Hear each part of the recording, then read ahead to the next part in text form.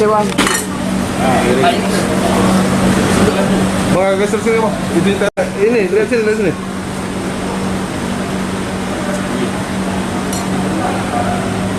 Jadi betul sekali kami alhamdulillah Satreskrim Polrestabes Palembang khususnya Opsenal Ranmor kita berhasil mengamankan satu orang laki-laki ini.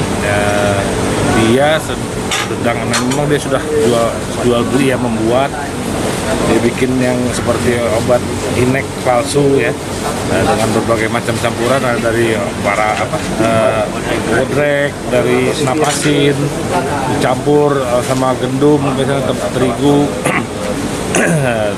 dan dia cetak sendiri. Tadi sudah lihat sendiri bagaimana dia mempraktekkan cetaknya.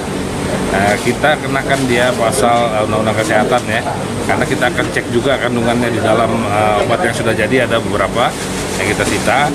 Kalau memang ada kandungan narkotika, kita akan serahkan ke Sat Narkoba. Tetapi kalau pengakuan dia ini murni nggak ada sama sekali kandungan narkotikanya.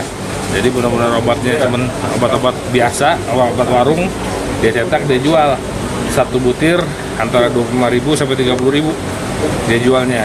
Nah, itulah yang mungkin banyak di pasaran, yang orang katanya minum inek tapi nggak on segala macam kan. Ya gimana mau on, obatnya palsu ya. Dan untung ini masih bagus misalnya obat-obatannya. Mungkin kalau ada campuran yang lain otomatis akan lebih berbahaya ke tubuh manusia. Bang, untuk pasal yang dikenakan bang, memang nantinya Dia Undang-Undang Kesehatan, Undang-Undang Nomor tahun 1999 itu pasal 8 sama 9 kalau salah.